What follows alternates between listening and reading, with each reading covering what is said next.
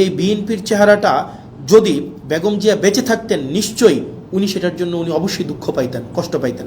তার মানে আপনি 1.5 লক্ষ টাকা, মানে 1 লক্ষ টাকা তো এটা আপনি নিয়েই গেলেন জনগণ থেকে, সরকার আবার আপনাকে 50,000 টাকা দিল এটাকে বাঁচিয়ে রাখার জন্য, এখন মাত্র আপনি 7,000 টাকা ফেরত দিয়ে আপনি এই ব্যাংকের মালিকানা বুঝে পাবেন।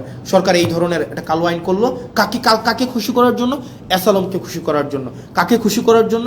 রাষ্ট্রের মাফিয়াদেরকে খুশি করার জন্য, যেটা বিএনপি থেকে খুবই আনঅ্যাকসেপ্টেবল একটা হচ্ছে মুভ।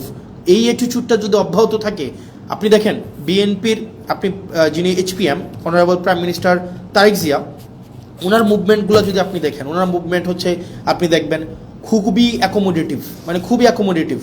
আপনি দেখবেন খুবই সুন্দর পেয়ার স্টান করতেছে, এই প্রোগ্রামে যাচ্ছে ওই প্রোগ্রামে যাচ্ছে, খুবই ডিসেন্ট এবং হচ্ছে ইনক্লুসিভ একটা মুভ দিচ্ছে। কিন্তু অ্যাক্টিভিটিগুলো যদি আপনি দেখেন, বিএনপির অ্যাক্টিভিটিগুলো লাস্ট 2 মাসে, নাম্বার 1 অ্যাক্টিভিটি বাংলাদেশ ব্যাংকে যেভাবে দখল করা হইলো, এই অ্যাক্টিভিটিটা যদি আপনার চোখে পড়ে, বিসিবিকে যেভাবে দলীয়করণ করা হইলো, স্থানীয় সরকারকে যেভাবে ধ্বংস করা হইলো, মানবাধিকার কমিশনকে যেভাবে বাতিল করে দেওয়া হইলো, পুলিশ সংস্কার কমিশনকে বাতিল করে দেওয়া হইলো, সুপ্রিম কোর্টের সচিবালয়কে বাতিল করে দেওয়া হইলো, এরপরে হচ্ছে আপনার এই ব্যাংকগুলোকে আবার দখল করার জন্য দখলবাজদেরকে যে সুযোগটা দেওয়া হইলো, এই অ্যাক্টিভিটিগুলো যদি আপনি একসাথে করেন, তাহলে আপনার কাছে যে বার্তাটা যায়, এই বার্তাটা কখনোই ইতিবাচক কোনো একটা বার্তা না। এই অ্যাক্টিভিটিগুলো যদি আমরা একসাথে যোগ করি, তাহলে যে বিএনপির চেহারাটা দাঁড়ায়, এই বিএনপির চেহারাটা যদি বেগম জিয়া বেঁচে থাকতেন নিশ্চয়ই উনি সেটার জন্য উনি অবশ্যই দুঃখ পাইতেন, কষ্ট পাইতেন। উনি বেঁচে থাকলে কখনোই এভাবে মানে নগ্নভাবে দলীয়করণ করা হইতো না। উনি জুলাই জাদুঘরকে যেভাবে হচ্ছে বিএনপি দলীয়করণ করার জন্য সবার হচ্ছে দিনে দুপুরে প্রকাশ্যে যেভাবে একটা জালিয়াতির একটা আশ্রয় নিয়েছেন, সেটা ম্যাডাম যদি বেঁচে থাকতেন উনি অবশ্যই সেটার জন্য উনি লজ্জিত হতেন।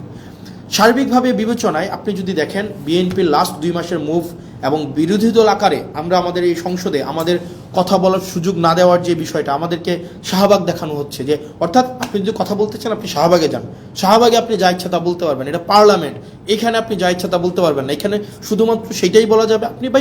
আপনি বিরোধী দল, আপনি মাত্র এই কয়টা সিট নিয়ে আসছেন, আপনি আবার এত বেশি সময় পাবেন কেন? আপনি একজন 40 মিনিট ধরে উনি ক্লাস নিতে পারেন, সেখানে আমাদেরকে সময় দেওয়া হয় 2 মিনিট, রেকর্ডে আছে।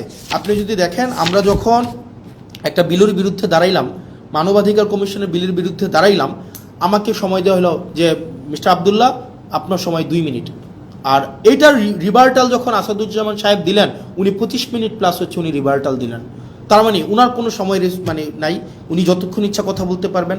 উনি দাঁড়াইলেই উনার মাইক অন করবেন, উনি সালাউদ্দিন সাহেব দাঁড়াইলেই উনার মাইক অন হবে, এবং উনার রেকর্ডের জন্য উনারা সব কিছু বলতে পারেন। কিন্তু আমাদের রেকর্ডের জন্য আমাদের মাইক অন করা হয় না।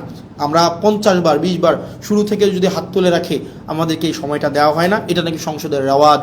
তো সংসদের রেওয়াজ এবং সংসদের আইন আসলে কোনটা কি, সবগুলোই হচ্ছে সরকার যেভাবে চাইবে সেটাই, যেটা অভ্যুত্থান পরবর্তী সময়ে যেটা আমাদের জন্য অপ্রত্যাশিত ছিল।